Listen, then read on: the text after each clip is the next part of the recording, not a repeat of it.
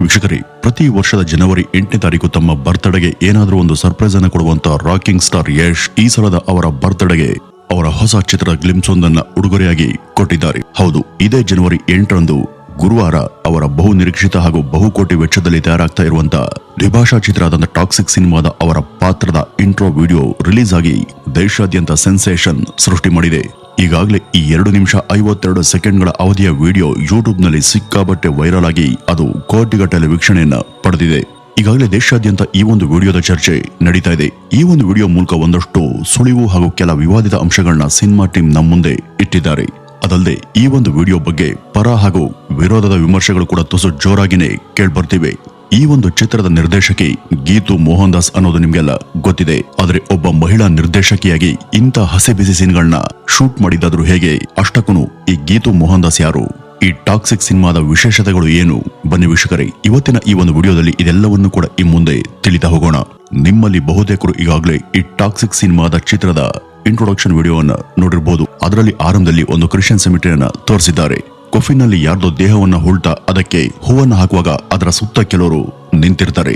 ಅದೇ ಸಮಯದಲ್ಲಿ ಎಲ್ಲಿಂದಲೋ ಒಂದು ಕಾರ್ ಬಂದು ಮರಕ್ಕೆ ಡಿಕ್ಕಿ ಹೊಡೆಯುತ್ತೆ. ಆಗ ಆ ಒಂದು ಕಾರಿಂದ ಇಳಿಯುವಂತ ವ್ಯಕ್ತಿಯ ಕಾಲನ್ನು ತೋರಿಸಿದಾಗ ಅದು ಬಹುತೇಕ ಹೀರೋ ಯಶ್ ಅಂತಾನೆ ಇರಬಹುದು ಅಂತ ಎಲ್ಲರೂ ಭಾವಿಸಿದ್ರು. ಆದ್ರೆ ಅದು ಯಶ್ ಅಲ್ಲ. ಇದಾದ್ಮೇಲೆ ಆ ಕಾರಲ್ಲಿ ನಡೆಯೋದು, ಆ ಬಳಿಕ ಅದು ಸಿಡಿದು ಇಡೀ ಸೆಮಿಟರಿ ಧ್ವಂಸಾಗಿ ಎಲ್ಲರೂ ಕೂಡ ಚಲ್ಲಾಪಿಲ್ಲಿಯಾದ ನಂತರ ಯಶ್ ಕಾರಿಂದ ಇಳಿದು ನಡೆದು ಬರ್ತಾರೆ. ಡ್ಯಾನ್ಸಿಂಗ್ ಕಾರಿನ ಸೀನ್ ನೋಡಿದವರೆಲ್ಲ ಇಂಥ ಒಂದು ಸೀನ್ ಬೇಕಿತ್ತ? ಇದರ ಅಗತ್ಯ ಏನಿತ್ತು? ಇವರು ಈ ಒಂದು ಸೀನ್ ಒಂದರಿಂದನೇ ಫ್ಯಾಮಿಲಿ ಆಡಿಯನ್ಸ್ ಅನ್ನ ಕಳ್ಕೊಂಡ್ರು. ಗೀತು ಮೋಹನ್ ದಾಸ್ ಯಾಕೆ ಇದನ್ನ ತೆಗೆದ್ರು? ಗೀತು ಮೋಹನ್ ದಾಸ್ ಒಬ್ಬ ಹೆಣ್ಣಾಗಿ ಯಾಕೆ ಇಂಥ ಒಂದು ಸೀನ್ ಅನ್ನ ಶೂಟ್ ಮಾಡಿದ್ರು? ಇದು ಎಷ್ಟು ಸರಿ ಅಂತ ಈ ಒಂದು ಡ್ಯಾನ್ಸಿಂಗ್ ಕಾರಿನ ಸನ್ನಿವೇಶದ ಕುರಿತು ತುಂಬಾ ಕಡೆ ಟ್ರೋಲ್ ಆಗ್ತಿದೆ. ಈಗ ಈ ಒಂದು ಟೀಸರ್ ನ ಮೂಲಕ ಇಷ್ಟೆಲ್ಲ ಚರ್ಚೆಗೆ ಗ್ರಾಸಾಗಿರುವಂತ ಈ ಗೀತು ಮೋಹನ್ ದಾಸ್ ಅವರ ಬಗ್ಗೆ ನಾವಿಲ್ಲಿ ಹೇಳಬೇಕು ಅಂದ್ರೆ, ಇವರು ಮೂಲತಃ ಕೇರಳದ ಕೊಚ್ಚಿ ಅವರು. ಇವರು ಈಗಾಗಲೇ ಕೆಲ ಸಿನಿಮಾಗಳಲ್ಲಿ ನಟಿಸಿದ್ದಾರೆ ಹಾಗೂ ಕೆಲವೊಂದಷ್ಟು ಪ್ರೀಮಿಯರ್ ಚಿತ್ರಗಳನ್ನು ಕೂಡ ಇವರು ನಿರ್ದೇಶನ ಮಾಡಿದ್ದಾರೆ.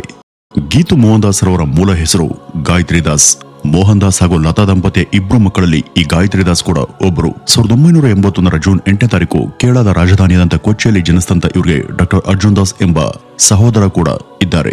ಈ ಗೀತು ಬಾಲನಟಿಯಾಗಿ 1986ರಲ್ಲಿ ಮೊದಲ ಬಾರಿಗೆ ಮಲಯಾಳಂನ ಸೂಪರ್ ಹಿಟ್ ಚಿತ್ರ ಆದಂತ ಒಂದು ಮುತ್ತಂ ಪೂಜ್ಯಲ್ ವರೆ ಅನ್ನುವಂತ ಸಿನಿಮಾದಲ್ಲಿ ನಟ ಮೋಹನ್ ಲಾಲ್ ರವರ ಮಗಳ ಪಾತ್ರದಲ್ಲಿ ನಟಿಸಿದ್ರು. ಈ ಒಂದು ಸಿನಿಮಾದಲ್ಲಿ ನಟಿಸಿದಾಗ ಅವ್ರಿಗೆ ಕೇವಲ 5 ವರ್ಷ ವಯಸ್ಸು. ಈ ಒಂದು ಚಿತ್ರದಲ್ಲಿ ತಾಯಿ ಇಲ್ಲಂತ ಮಗುವಾಗಿ ಅವರ ನಟನೆ ಹೃದಯವನ್ನ ತಟ್ಟುವಂತಿತ್ತು. ಇದಕ್ಕಾಗಿ ಅವರು ಆ ವರ್ಷದ ಕೇರಳದ ಸ್ಟೇಟ್ ಅವಾರ್ಡ್ ಕೂಡ ಪಡೆದಿದ್ರು. 1986ರ ಒಂದೇ ವರ್ಷದಲ್ಲಿ ಅವರ ನಟನೆಯ ಒಟ್ಟು 4 ಚಿತ್ರಗಳು ಬಿಡುಗಡೆಯಾಗಿದ್ವು. ಮುಂದೆ 2000 ಇಸ್ವಿಯಲ್ಲಿ ಮಲಯಾಳಂನ ಲೈಫ್ ಈಸ್ ಬ್ಯೂಟಿಫುಲ್ ಎಂಬ ಚಿತ್ರದ ಮೂಲಕ ಮೊದಲ ಬಾರಿಗೆ ಲೀಡ್ ಆಕ್ಟರ್ಸ್ ಆಗಿ ನಡೆಸುವಂತ ಮೂಲಕ ನಾಯಕಿಯಾಗಿ ಗೀತು ಪೂರ್ಣ ಪ್ರಮಾಣದಲ್ಲಿ ತಮ್ಮ ಸಿನಿ ಜರ್ನಿಯನ್ನ ಶುರು ಮಾಡ್ತಾರೆ. 2000 ಇಸ್ವಿಯಿಂದ 2009ರ ನಡುವೆ ಅವರು ಮಲಯಾಳಂ ಹಾಗೂ ತಮಿಳು ಚಿತ್ರಗಳು ಈ 2 ಚಿತ್ರರಂಗದಲ್ಲಿ ಸೇರಿ ಸುಮಾರು ಒಟ್ಟು 30 ಚಿತ್ರಗಳಲ್ಲಿ ನಟಿಸಿದ್ದಾರೆ. 2004ರಲ್ಲಿ ಬಂದಂತ ಮಲಯಾಳಂನ ಅಕಾಲೆ ಎಂಬ ಚಿತ್ರದ ನಟನೆಗಾಗಿ ಕೂಡ ಅವರು ಫಿಲ್ಮ್ ಫೇರ್ ಹಾಗೂ ಕೇರಳ ಸ್ಟೇಟ್ ಅವಾರ್ಡ್ ಅನ್ನು ಕೂಡ ಗೆದ್ದಂತ ಕಲಾವಿದೆ. ಇವರು ಒಬ್ಬ ನಟಿಯಾಗಿ ರಾಜ್ಯ ಪ್ರಶಸ್ತಿ ಹಾಗೂ ಫಿಲ್ಮ್ ಫೇರ್ ಪ್ರಶಸ್ತಿಯನ್ನು ಕೂಡ ಗೆದ್ದಿರುವಂತ ಇವರಿಗೆ ನಿರ್ದೇಶನದ ಕಡೆ ಒಲವು ಜಾಸ್ತಿ ಇತ್ತು. ಭಾರತ ಮಾತ್ರವಲ್ಲದೆ ಕೆನಡಾ ಹಾಗೂ ಮಲೇಷ್ಯಾದಲ್ಲೂ ಕೂಡ ತಮ್ಮ ಹೈಯರ್ ಎಜುಕೇಶನ್ ಅನ್ನು ಮುಗಿಸಿರುವಂತ ಅವರ ಸಾಮಾಜಿಕ ಜ್ಞಾನ ಹಾಗೂ ಪ್ರಬುದ್ಧತೆ ಆಳವಾದುದು. ಯಾವಾಗ ಅವರು ನಿರ್ದೇಶನದ ಕಡೆಗೆ ಮುಖ ಮಾಡಿದ್ರು ಆಗ್ಲೇ ಅವರು ನಟನೆಗೆ ವಿದಾಯವನ್ನ ಹೇಳ್ತಾರೆ. 2009ರಲ್ಲಿ ತಮ್ಮದೇ ಆದಂತ ಅನ್ಪ್ಲಗ್ಡ್ ಎಂಬ ಹೆಸರಿನ ಪ್ರೊಡಕ್ಷನ್ ಕಂಪನಿ ತೆರೆದಂತ ಅವರು ಅದೇ ಪ್ರೊಡಕ್ಷನ್ ನ ಮೂಲಕ ಅದೇ ವರ್ಷ ಕೇಳ್ಕೊಂಡು ಎಂಬ ಮಲಯಾಳಂನ ಕಿರುಚಿತ್ರವೊಂದನ್ನು ನಿರ್ದೇಶನ ಮಾಡ್ತಾರೆ. 2014ರಲ್ಲಿ ಬಂದಂತ ಲಯರ್ಸ್ ಡೇ ಚಿತ್ರದ ಮೂಲಕ ಪರಿಪೂರ್ಣ ನಿರ್ದೇಶಕರಾಗಿ ಹೊರಹೊಮ್ಮದಂತ ಅವ್ರಿಗೆ ಆ ಚಿತ್ರ ಉತ್ತಮ ಹೆಸರನ್ನು ತರುವಂತ ಮೂಲಕ ನಿರ್ದೇಶಕರಾಗಿ ಅವರು ಮುನ್ನೆಲೆಗೆ ಬರುವಂತೆ ಮಾಡುತ್ತೆ. 18ನೇ ಸೋಫಿಯಾ ಇಂಟರ್ ನ್ಯಾಷನಲ್ ಚಲನಚಿತ್ರೋತ್ಸವದಲ್ಲಿ ಈ ಒಂದು ಚಿತ್ರಕ್ಕೆ ನ್ಯಾಷನಲ್ ಅವಾರ್ಡ್ ಕೂಡ ಬಂತು. ಇನ್ನು 2019ರಲ್ಲಿ ಬಂದಂತ ಇವರ ಮೋಥನ್ ಎಂಬ ಚಿತ್ರಕ್ಕಾಗಿ ನೆಟ್ವರ್ಕ್ ಫಿಲ್ಮ್ ಫೆಸ್ಟಿವಲ್ ಹಾಗೂ ಸನ್ ಡ್ಯಾನ್ಸ್ ಫಿಲ್ಮ್ ಫೆಸ್ಟಿವಲ್ ಎರಡರಲ್ಲೂ ಕೂಡ ಗ್ಲೋಬಲ್ ಫಿಲ್ಮ್ ಮೇಕಿಂಗ್ ಅವಾರ್ಡ್ ಪ್ರಶಸ್ತಿ ಕೂಡ ಸಿಕ್ತು. ಈ 2 ಚಿತ್ರಗಳ ನಂತರ 2023ರಲ್ಲಿ ಇವರು ಕೈಗೆತ್ತಿಕೊಂಡಂತ ಪ್ರಾಜೆಕ್ಟ್ ಯಶ್ ಅವರ ಬಹುನಿರೀಕ್ಷೆಯ ಟಾಕ್ಸಿಕ್ ಸಿನಿಮಾ. ಆ ವರ್ಷದ ಡಿಸೆಂಬರ್ನಲ್ಲಿ ಇದು ಅಫಿಷಿಯಲಿ ಅನೌನ್ಸ್ ಆಗಿತ್ತು. ಇದು ಕನ್ನಡ ಮತ್ತು ಇಂಗ್ಲಿಷ್ ಭಾಷೆಗಳೆರಡರಲ್ಲೂ ಕೂಡ ಏಕಕಾಲಕ್ಕೆ ಚಿತ್ರೀಕರಣಗೊಳ್ಳುತ್ತಿರುವಂತ ಚಿತ್ರ ಅಂತ ಹೇಳಲಾಗ್ತಿದೆ. ಈ ಒಂದು ಸಿನಿಮಾ ಇಂಗ್ಲಿಷ್ ಭಾಷೆಯಲ್ಲೂ ಕೂಡ ಬಿಡುಗಡೆ ಕಾಣ್ತಾ ಇರೋದ್ರಿಂದ ಈ ಒಂದು ಚಿತ್ರಕ್ಕೆ ಅನೇಕ ಹಾಲಿವುಡ್ ತಂತ್ರಜ್ಞರು ಕೂಡ ಕೆಲಸ ಮಾಡ್ತಿದ್ದಾರೆ ಹಾಗೂ ಹಲವಾರು ಜನ ಹಾಲಿವುಡ್ ನ ನಟ ನಟಿಯರು ಕೂಡ ಇದರಲ್ಲಿ ಇದ್ದಾರೆ.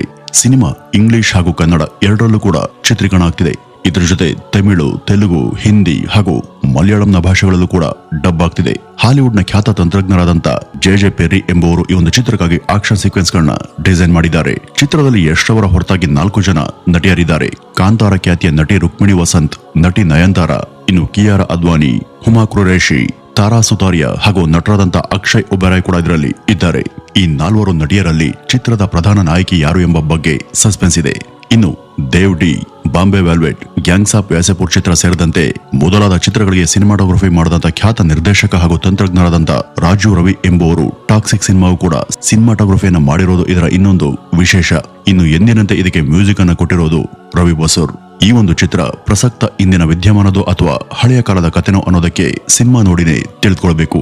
ಇದರಲ್ಲಿ ನಟ ಯಶ್ ಅವರ ಡ್ರೆಸ್ಸಿಂಗ್ ಶೈಲಿ ಸ್ವಲ್ಪ ಹಳೆ ಕಾಲದ ಡಾನ್ಗಳ ಹಾಗೆ ಹಾಗೂ ವಿದೇಶದ ಕೆಲ ಅಡ್ವಾನ್ಸ್ಡ್ ಕಾನ್ಮೆನ್ ಅಂದ್ರೆ ಸ್ಪೈಗಳ ರೀತಿ ಇದೆ. ಇನ್ನು ಪ್ರೊಡಕ್ಷನ್ ವಿಚಾರಕ್ಕೆ ಬಂದ್ರೆ ಇದು KVN ಪ್ರೊಡಕ್ಷನ್ ಹಾಗೂ ಮಾನ್ಸ್ಟಾರ್ ಮೈಂಡ್ ಕ್ರಿಯೇಷನ್ ಎಂಬ 2 ಪ್ರೊಡಕ್ಷನ್ ಗಳ ಮೂಲಕ ಬರ್ತಿರುವಂತ ಸಿನಿಮಾ. ಇನ್ನು ಈ ಮಾನ್ಸ್ಟಾರ್ ಮೈಂಡ್ ಕ್ರಿಯೇಷನ್ ಅನ್ನೋದು ಯಶ್ ಅವರ ಸ್ವಂತ ಬ್ಯಾನರ್ ಅನ್ನೋದು ಹೆಚ್ಚಿನವರಿಗೆ ಗೊತ್ತಿಲ್ಲ. ಹೌದು, ಟಾಕ್ಸಿಕ್ ಸಿನಿಮಾದ ಮೂಲಕ ಅವರು ತಮ್ಮ ಪ್ರೊಡಕ್ಷನ್ ಅನ್ನ ಲಾಂಚ್ ಮಾಡಿದ್ದಾರೆ. ಅಂದ್ರೆ ಇದರಲ್ಲಿ ಅವರು ಕೂಡ ನಿರ್ಮಾಪಕರು. ಅಂದ್ರೆ ಇದರಲ್ಲಿ ಯಶ್ ಅವರು ನಟ ಮಾತ್ರ ಅಲ್ಲ, ನಿರ್ಮಾಪಕ ಕೂಡ ಹೌದು. ಮುಂಬರುವಂತ ಹಿಂದಿಯ ಅವರ ನಟನೆಯ ರಾಮಾಯಣ ಚಿತ್ರವನ್ನು ಕೂಡ ಅವರು ಇದೇ ಒಂದು ಪ್ರೊಡಕ್ಷನ್ ನ ಮೂಲಕ ನಿರ್ಮಿಸಲಿದ್ದಾರೆ. ಇನ್ನು John Wick, fast and furious ಹಾಗೂ ಡೇ ಶಿಫ್ಟ್ ಈ ರೀತಿ ಮೊದಲಾದ ಸುಪ್ರಸಿದ್ಧ ಹಾಗೂ ಯಶಸ್ವಿ ಹಾಲಿವುಡ್ ಸಿನಿಮಾಗಳಿಗೆ ಆಕ್ಷನ್ ಸೀಕ್ವೆನ್ಸ್ ಗಳನ್ನ ಹೇಳ್ಕೊಟ್ಟಿರುವಂತ ವಿಶ್ವವಿಖ್ಯಾತ ತಂತ್ರಜ್ಞರಾದಂತ ಜೆ ಪೆರಿ ಅವರು ಇದೇ ಮೊದಲ ಬಾರಿಗೆ ಟಾಕ್ಸಿಕ್ ಚಿತ್ರದ ಮೂಲಕ ಭಾರತೀಯ ಸಿನಿಮಾವೊಂದಕ್ಕೆ ಕಾಲಿಟ್ಟಿದ್ದಾರೆ.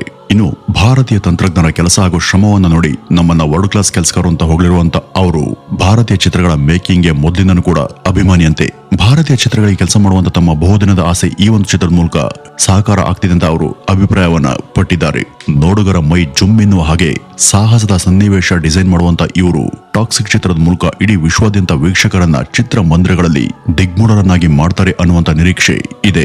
2024 ಜೂನ್ ನಲ್ಲಿ ಈ ಒಂದು ಚಿತ್ರದ ಪ್ರಧಾನ ಫೋಟೋಗ್ರಫಿ ಕೆಲಸಗಳು ಶುರುವಾಗಿದ್ವು. ಬೆಂಗಳೂರಿನ 20 ಎಕರೆಗಳಷ್ಟು ಜಾಗವನ್ನ ಅದಕ್ಕಿಂತಾನೆ ಮೀಸಲನ್ನು ತಗೊಂಡು ಅದಕ್ಕೆ 1940 ಮತ್ತು 70ರ ನಡುವಿನ ದಶಕದ ಟಚ್ ಅನ್ನ ಕೊಟ್ಟು ಇಲ್ಲಿ ಅಗತ್ಯ ಫೋಟೋಶೂಟ್ ಅನ್ನ ಮಾಡಿದ್ದಾರೆ. ಬಹುಮಟ್ಟಿಗೆ ಈ ಚಿತ್ರದ ಕತೆ 1940ರಿಂದ 70ರ ನಡುವೆ ಸಾಗುತ್ತೆ ಅಂತ ಅನ್ಸುತ್ತೆ. ಮುಂಬರುವಂತ ಮಾರ್ಚ್ 19ನೇ ತಾರೀಕು ಯುಗಾದಿ ಹಬ್ಬದ ನಡುವೆ ಈ ಚಿತ್ರ ವಿಶ್ವಾದ್ಯಂತ ಅದ್ದೂರಿ ಬಿಡುಗಡೆ ಕಾಣಲಿದೆ. ಇನ್ನು ಈ ಒಂದು ಚಿತ್ರದ ಹಸಿ ಬಿಸಿ ದೃಶ್ಯಗಳು ಹಾಗೂ ಅಲ್ಲಿ ತೋರಿಸಲಾದಂತ ರಕ್ತಪಾತದ ದೃಶ್ಯಾವಳಿಗಳು ಎಲ್ಲಾ ಕಡೆ ಚರ್ಚೆಯ ವಿವಾದವನ್ನ ಎಬ್ಸಿದ್ದಾವೆ. ಇವೆಲ್ಲ ಅತಿರೇಕಗಳ ಅಗತ್ಯ ಇತ್ತ? ಕುಟುಂಬ ಸಹಿತ ಯಾರಾದ್ರೂ ಈ ಒಂದು ಟೀಸರ್ ನೋಡಿದ್ರೆ ಅವ್ರ ಗತಿ ಏನು? ಮಕ್ಕಳು ಮತ್ತು ಹೆಂಗಸರು ಇದನ್ನ ನೋಡಿದ್ರೆ ಅವರ ಮೇಲೆ ಉಂಟಾಗುವಂತ ದುಷ್ಟ ಪರಿಣಾಮ ಎಂತದ್ದು? ಈ ಮೂಲಕ ಸಮಾಜಕ್ಕೆ ಇವರು ಏನ್ ಸಂದೇಶ ಕೊಡ್ತಿದ್ದಾರೆ? ನಾವು ಇದನ್ನ ಎಷ್ಟು ಚಿತ್ರವೊಂದರಿಂದ ಅಸಲು ನಿರೀಕ್ಷೆ ಮಾಡೋದಕ್ಕೆ ಸಾಧ್ಯನೇ ಇಲ್ಲ ಅಂತ ಜನರು ಸೋಷಿಯಲ್ ಮೀಡಿಯಾದಲ್ಲಿ ಈ ಬಗ್ಗೆ ಚರ್ಚೆ ಮಾಡ್ತಿದ್ದಾರೆ. ಇನ್ನು ಆ ಡ್ಯಾನ್ಸಿಂಗ್ ಕಾರ್ನಲ್ಲಿ ನಟ ಯಶ್ ಅವರ ಜೊತೆ ಇರುವಂತ ಆ ನಟಿ ಯಾರು ಎಂಬ ಮಾತು ಕೂಡ ಈಗ ಚರ್ಚೆಗೆ ಗ್ರಾಸವಾಗಿದೆ. ತುಂಬಾ ಜನ ಆಕೆ ಹೆಸರನ್ನ ಅಂತರ್ಜಾಲದ ಮೂಲಕ ಹುಡುಕಾಟ ಮಾಡ್ತಿದ್ದಾರೆ. ಅಸಲಿಗೆ ಆಕೆ ಹೆಸರು ನಟಾಲಿ ಬರ್ನ್. ಆಕೆ ಯುಕ್ರೇನ್ ಮೂಲದ ನಟಿ. ಅಮೆರಿಕದ ಕೆಲ ಹಾಲಿವುಡ್ ಚಿತ್ರಗಳಲ್ಲೂ ಕೂಡ ನಟಿಸಿದ್ದಾರೆ. The expandable 3, the mechanic, resurrection criminal ಈ ರೀತಿ ಮುಂತಾದ ಹಾಲಿವುಡ್ ನ ಬೆಸ್ಟ್ ಆಕ್ಷನ್ ಓರಿಯೆಂಟೆಡ್ ಚಿತ್ರಗಳಲ್ಲಿ ಅವರ ನಟನೆ ನೀವು ನೋಡಬಹುದು. ಇವರು ನಟಿ, ನಿರ್ಮಾಪಕಿ ಹಾಗೂ ಮಾಡೆಲ್ ಕೂಡ ಹೌದು. ಎಷ್ಟೋ ಪ್ರಮುಖ ಮ್ಯಾಗಝಿನ್ಗಳ ಮುಖಪುಟಕ್ಕೆ ಇವರು ರೂಪದರ್ಶಿ ಕೂಡ ಆಗಿದ್ದಾರೆ. ಅದಷ್ಟೇ ಅಲ್ಲದೆ ಇವ್ರದೇ ಒಂದು ಸ್ವಂತದ ಪ್ರೊಡಕ್ಷನ್ ಕೂಡ ಇದೆ. ಇನ್ನು ಈ ಟಾಕ್ಸಿಕ್ ಸಿನಿಮಾ ಒಟ್ಟು 200 ಕೋಟಿ ವೆಚ್ಚದಲ್ಲಿ ತಯಾರಾಗ್ತಿರುವಂತ ಚಿತ್ರ. ಇದಕ್ಕಾಗಿ ಕಳೆದ 3-4 ವರ್ಷಗಳಿಂದ ಚಿತ್ರತಂಡ ನಮ್ಮನ್ನ ಕಾಯಿಸಿದೆ. ಸಿನಿಮಾ ಬಿಡುಗಡೆ ಆದ ನಂತರ ಯಾವ ದಾಖಲೆ ಮಾಡಲಿದೆ ಅಂತ ಕಾದ್ ನೋಡ್ಬೇಕಿದೆ. ಇನ್ನು ಈ ಒಂದು ಗ್ಲಿಮ್ಸ್ ಸಾಕಷ್ಟು ಫ್ಯಾಮಿಲಿ ಆಡಿಯನ್ಸ್ ಮುಜುಗರಕ್ಕೆ ಈಡ್ ಮಾಡುವಂತೆ ಇರೋದಂತೂ ಸತ್ಯ. ಇದು ಮುಂದೆ ಸಿನಿಮಾದ ಯಶಸ್ಸಿಗೆ ಕಾರಣ ಆಗುತ್ತಾ ಅಥವಾ ಅದರ ಸಕ್ಸಸ್ಗೆ ಇದು ಯಾವ ತರಹದ ಪರಿಣಾಮ ಬೀರುತ್ತೆ ಅನ್ನೋದನ್ನ ಮಾರ್ಚ್ ನಲ್ಲಿ ಬಿಡುಗಡೆ ಆದ ನಂತರನೇ ನಾವು ತಿಳಿಯೋದಿಕ್ಕೆ ಸಾಧ್ಯ. ಒಟ್ಟಿನಲ್ಲಿ ಈ ಟಾಕ್ಸಿಕ್ ಸಿನಿಮಾ ಅಭೂತಪೂರ್ವ ಯಶಸ್ಸನ್ನ ಕಾಣಲಿ. ಈ ಒಂದು ಸಿನಿಮಾದ ಮೂಲಕ ನಮ್ಮ ಕನ್ನಡ ಚಿತ್ರರಂಗ ಪ್ರಪಂಚಾದ್ಯಂತ ಹೆಸರನ್ನ ಮಾಡಿಂತ ಆಶಿಸ್ತಾ ಈ ಒಂದು ಟಾಕ್ಸಿಕ್ ಸಿನಿಮಾದ ಗ್ಲಿಮ್ಸ್ ಬಗ್ಗೆ ನಿಮ್ಮ ಅಭಿಪ್ರಾಯವನ್ನ ಮತ್ತು ಈ ಸಿನಿಮಾದ ಬಗ್ಗೆ ಇರುವಂತಹ ಅಭಿಪ್ರಾಯವನ್ನ ಕಮೆಂಟ್ ನ ಮೂಲಕ ತಪ್ಪದೆ ತಿಳಿಸಿ. ನಮಸ್ಕಾರ.